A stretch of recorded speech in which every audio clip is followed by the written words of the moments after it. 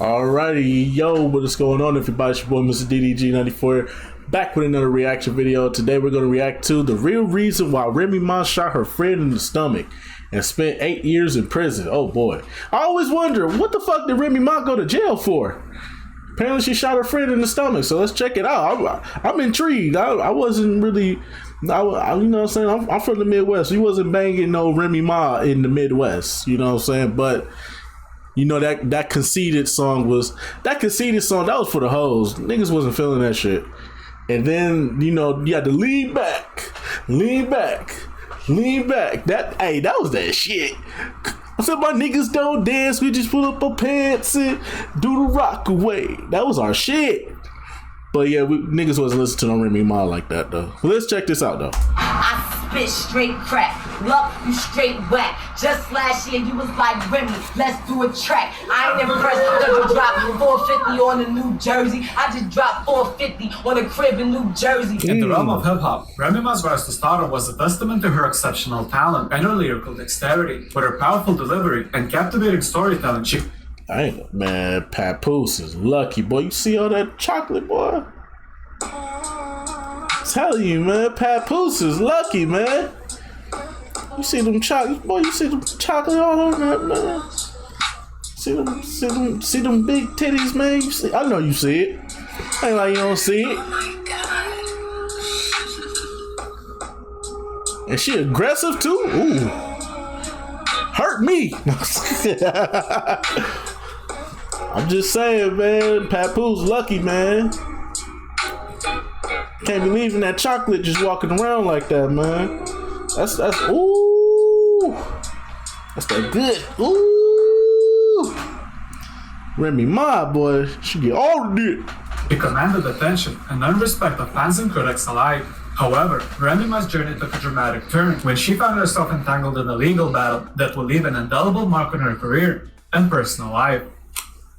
Remy Niskioni Smith, better known as Remy Ma, was born on May 30th, 1980s, in Bronx, New York. She grew up in Castle Hill Projects and had a really tough upbringing. Her mother was locked up for a time, and her biological father didn't appear until she was 18. From an early age, Smith was exposed to her family's drug abuse, forcing her to take care of her younger brother and sister. As a way to cope with her problems, she started to write poetry. Despite rough circumstances at home, she was an honorary student at school, and at around the age of 13, she picked up a new skill, which was rapping. To nobody's surprise, all of those experiences led to her write about weighty subjects. Her first song ever recorded was titled Suicide and was written when she was only 13 years old. Damn. On the record, she questions her own existence with lines like, do you think about dying? And why would you take your own life?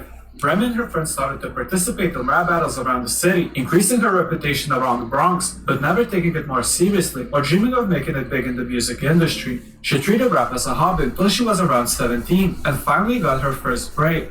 As the legend goes, one day she bumped into one of Big Pun's friends outside of a Bronx grocery store. Knowing that she was an inspiring rapper, he invited her to Pun's place, who was living just around the corner. Rightfully so, she was hesitant and decided to take her mom with her. Once she got to his house, they found him on a mattress, wearing nothing but a pair of boxer shorts and getting a massage. Hey, I hear you could rap. Unfazed by the scenery, she rapped a 24-bar verse for him, and despite getting impressed by her talent, he asked whether she wrote the rhymes herself or somebody else was writing for her. Remy was surprised and at the same time insulted. I thought it was the dumbest question on earth. Like, what do you mean who writes them? Pun explained to her that some rappers at the time used ghostwriters. I was like, you're lying. I heard a couple of reference tracks and it really bothered me. I just felt like it was cheating. Impressed by the answer and her way to put together rhymes, he took her under his wing and soon became a mentor to her. He asked for her number and told her that he would call tomorrow. Little did she know that the next day she would indeed receive a phone call from him. He drove to her apartment and asked her to get downstairs. Before she got in his car, Pun asked her, "Can you braid hair?" Confused by the question, she responded with, "Wait, what?" And Pun jokingly said, "All black girls know how to braid. Get in the car." After a couple of minutes of driving, she asked him where they are going. He said, "I got a video shoot." And it just so happened that this video shoot was for a music video with him, Fat Joe, and Jennifer Lopez. But before appearing on any song, she first needed to know how the game works and show everybody her talent. Despite her good grades, she dropped out of high school to fully pursue a career in music, and with Pun as her mentor, the road to success was looking brighter than ever. Soon, Pun began working on the sophomore album, Yeah Baby. He would stay for days at the studio, and Remy was present for most of the rap sessions. Occasionally, Pun would make a rhyme for visitors, issuing a one-word command: rap.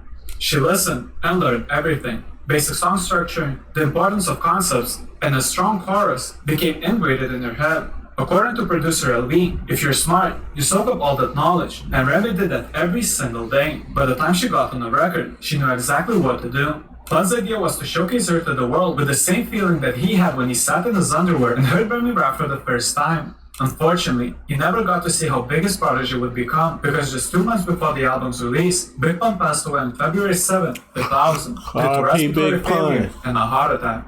Pun was only 28 years old. His second and final album was released on April 4, 2000. Before the world knew as Remy Ma, she went under the name Remy Martin and made her debut on Pun's album on songs like Miss Martin. It's Miss Martin, I done broke night in the studio writing, but forward don't get no publishing, still be fighting. And you was wrong.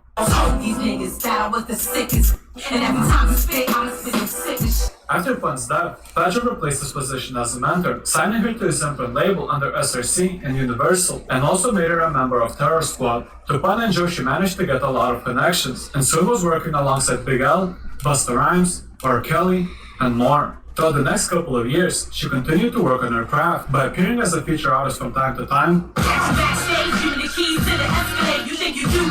Take off the bougie shit. Participating in freestyle battles. See, most chicks want to do with a tool like a nightstick. Me, I want a tool with a scope and a nice clip. You know, an M1 or an AR-15. Equipped with shell catches, night visions, and M-beam plus extra bullets for all the haters. I keep it streets like styles, my flow sick like Jada. But if the squad was the locks, I guess I'd be chic. In the background, I suck my all over the beat. And also releasing her own singles that aggressive like shit. Monster.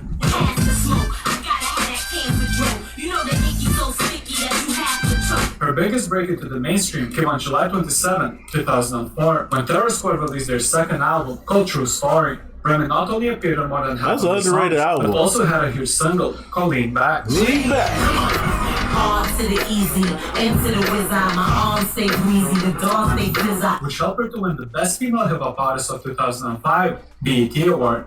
Everybody started to point eyes at Remy, and soon SRC Records, which housed Terror Squad, told Fat Joe that they wanted a Remy Ma solo project. While she was more excited than ever, she stayed solid and demanded full creator control. The album was her baby, and she was going to do it the way that she wanted to. After all, the album was titled There's Something About Remy, and so she managed every aspect of the process, from picking beats to brainstorming concepts. She sat with producer Scott Storch in Miami and came up with the idea of Conceited, which will later become one of the singles for the album. She also met with Swiss Beats to concoct Whatever. Because she primarily wrote in the studio, the lyrics were married to the beat and the concept of each song. After a lot of blood, sweat, and tears, her debut album, There's Something About Remy, based on a true story, was released on February 7, 2006. The album received positive reviews, earning praise for its balance of commercial singles, street bangers, and introspective records. Singles like Whatever,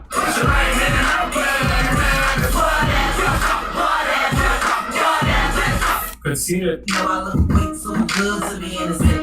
See, this is a song that the females like, but the niggas was just listening to this shit. We was like, the fuck is this shit? What the fuck is y'all got us listening to, cuz? That was just I'm conceited. I gotta read. Nigga, we was listening to this shit like, what the fuck is these? Shawty, we ain't trying to listen to that shit. 2005 now. I know 2005, baby. We trying to listen to that tip drill. You know what I'm saying? We was trying to listen to that tip drill 2005. We wasn't trying to listen to no goddamn I can see it, I gotta read. Hell no. This was our song. I did it. If you see a tip drill, put it out. Put it out.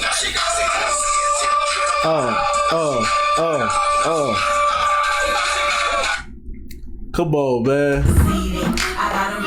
It feels so good.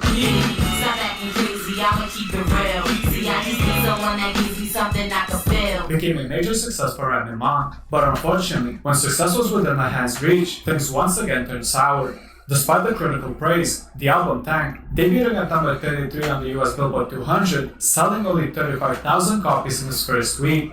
Fingers were pointed afterwards, with a good reason. While her single Whatever was still building momentum, labels started to push her other single, Conceited, which made records cannibalize each other. Remy was frustrated at the way the album was being promoted by Universal, and how the label wasn't releasing the right singles. She believed that Universal failed to promote the album, or press enough copies. The tensions between her and the label also caused a rift between Ma and Joe. While this already looks like a lot, she eventually was banned from the office and dropped from the label. What should have been a start to an amazing career, unfortunately took a dark turn. Damn. On February 13, 2007, during an interview with Billboard, she told that she was working on her second album, Punisher, a title she chose to commemorate her friend and mentor, the late Big Pun, and also revealed that she was in the works on her first album as a part of all-female group alongside female rappers Shauna and Jackie O. We was like, we in the studio anyway, is throwing us crazy beats. We're being received so well. 3 females from 3 different backgrounds, 3 different ages, different everything coming together. But once again, none of this saw daylight. More problems followed, and this time, it was way more serious. On July 14, 2007, Remy turned herself into the New York City police in regards to a shooting that took place early that morning outside of Manhattan, Delhi. According to the police, Remy and her friends were leaving a party when suddenly a verbal confrontation broke out at around 4 a.m. The scuffle was between Remy Ma and her then friend, Mackenda Barnes Joseph, who was accused of stealing $3,000 from her. According to Ma, she asked Joseph to hold her purse and claimed that when she retrieved it, $3,000 in cash were missing. As they were... Shit. I'll blow your fucking brain. I'll shoot you in your fucking stomach too, nigga. The fuck you doing stealing my money for, nigga? You got me fucked up. $3,000. Now 300, you might get your ass whooped. For 300, you get your ass whooped.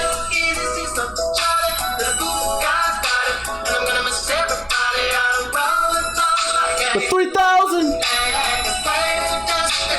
you gonna get cut. I'ma shoot you. She chose the gun. I would've cut her. I would've cut her. I gave her two. I would've gave her 2 to the ribs. 2 to the ribs. That's what you get. I'm just saying, man. You don't fuck with people and their money, man. If you gonna take $3,000 from me, I just gave you my bag. Told you to hold it for me while I go do something.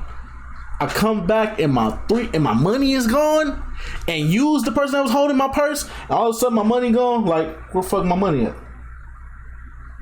Bitch, I know you didn't just take my...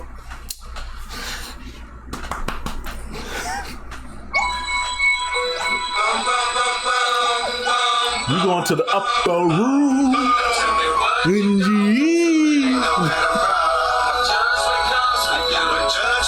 You going to the upper room, my nigga. I'm sorry, you gotta go to the upper room. Now see, if it was $300, I'd probably just whoop your ass and take my money back and leave you on the ground where you stand. But 3,000? Oh no, you gotta get cut. Before leaving, she pulled her Cadillac Escalade up to Barnes' Nissan Maxima. Then she got into her car with a cocked gun and tried to grab her purse so she could search it for the cash. They started to go back and forth at each other, and as the pair struggled over her purse, Barnes was shot in the abdomen, piercing her colon and hitting her in the rectum. Smith drove away, abandoning her $70,000 Cadillac nearby, and got into a taxi. It didn't take long before the cops identified Smith as a shooter, and the warrant was issued. Smith was charged with assault, criminal possession of a weapon, and attempted murder charges. When it came to the trial, Ma claimed that the gun went off on accident, and she didn't mean to fire at her. Her attorney called a ballistics expert who testified that Ms. Smith had pulled the trigger reflexively during the struggle, adding that police officers are trained to hold their index finger along the barrel of the gun to avoid such accidental shootings during moments of stress. The lawyer also added that she was the victim on that night by saying, "I wonder whether this actually occurred to you, that Remy Smith was a victim that night, a victim of someone reaching into her purse and pulling out about $3,000, and also claimed that this is all one big money grab for Ms. Barnes." Prosecution scoffed at the idea that Smith had fired the shot by accident, saying Ms. Smith did not call 911 or express shock or sympathy. Nigga, did you just say 911? Bro, this is why I can't stand these music channels and they be having white people behind them. Nigga, you just said 911. It's 911. maybe anybody can make a music channel these days. Why you react to them? I try to give everybody a chance, but they keep pissing me off, bro. I swear, bro. This nigga said 911. It's 911. And they do got a point there, though. If it was an accident, still call 911. If you can't do the crime, if you can't do the time, don't do the crime. All right, you gotta live with that. You jumped in a taxi cab and jumped off, so yeah, they kind of got a right to send you to jail. She only proceeded to look through Makeda's bag. While the gun was never found, and security tapes from inside the club did not show any evidence of any altercations or arguments, the outcome did not look good for Mom. She pleaded not guilty to all the charges. I'm not a menace to society. I'm not a thug. I still have a lot to offer to society. The interesting part about this case is that while the gun was never found, so was the money. Police searched Bond's purse at the scene, and there was no money found. Ma was also later charged with witness tampering and assault after an incident in August 2007, in which she was accused of inciting several male friends to attack a witness's boyfriend at a nightclub. While these charges were later dropped, Remy was eventually found guilty of assault, weapons, and attempted coercion charges. She was immediately taken into custody, with sentencing set to May 13, 2008. She tried to stay as calm as she could, but eventually broke down in the cell, crying and repeating, "My boy, my boy." The boy that she was referring to was her son, who at the time was only 8 years old. During the sentencing, she began with a statement, "I'm pleading with you to give me a second chance. I apologize, begging for mercy for the sake of my little boy." The victim delivered a letter in which she wrote, "I will always be the girl they whisper about. I will always be the girl who got shot by Remy. I don't believe she is really sorry. Even up until last week, Miss Smith was on the radio, still making mockery of this whole situation." Judge Rana Yuliver came to a conclusion and ended the court with the following statement. Remy Ma is an extremely angry woman who does not take any responsibility for her actions. She left Ms. Barnes seriously wounded in the car, bleeding in the front seat. She does not have any real remorse. Unfazed by Remy's crime, the judge sentenced her to 8 years in prison. Remy Ma began serving her sentence at Bedford Hills Correctional Facility for Women in Bedford Hills, New York, and was expected to be released in 2015. Barnes Joseph underwent several surgeries and also filed an $80 million lawsuit against Ma for damages, pain, and suffering. The case was later settled out of court. While the sentencing for her was devastating, life didn't stop there. She went on to get married to her husband Papoose, appeared in a couple of interviews, and also released a couple of mixtapes like The BX Files, Jesus Christ, and Blasphemy. After serving 6 out of 8 years sentence, Ma was released from prison on August 1st, 2014. The life of Remy Ma would be best compared to a roller coaster, from the struggles during her childhood, forcing her to grow up, to getting recognition as a female rapper from one of the biggest artists at the time, and eventually landing a deal with a label, and only a year later, after making her debut, getting sentenced to 8 years in jail. Life is all about decisions, and on that day, Remy Ma made a decision to confront her friend and shoot at her for as little as $3,000. While nobody should play with your money, spending 8 years of your time, one currency that we cannot buy, for as little as $3,000 is not a wise decision. Alrighty, so yeah, that's just gonna about do it for this one, man.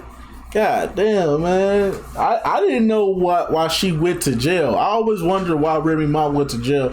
I never looked up on it, but I saw this in my recommendations, and I said, why not react to it? And wow, yeah, $3,000. Yeah, you gotta get that work. Definitely, if I just gave you my bag and I told you to hold it, I get my bag back and it's light. I'm like, hold on, my bag light. Opening my bag, my money gone.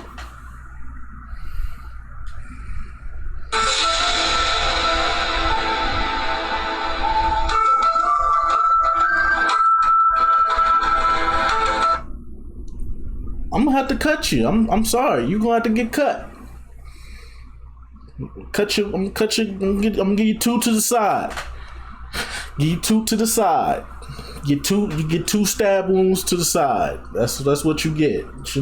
Don't steal from me. But she should have called the cops. If it was truly an accident, you should have sat there and called the cops and said, well, damn, I just shot my friend by accident. I was robbed and she took my money and we got to altercation. Gun came out, and I called 911. And I'm just calling 911 to make sure, let everybody know that, hey, it was an accident. It was an accident. You definitely should have called 911. Definitely should not ran away from the crime scene and got in a taxi cab trying to get away, and then they still figure out that it's you. So yeah. But yeah, that's just gonna about do it for this one. I will see you all in the next video today. Peace out.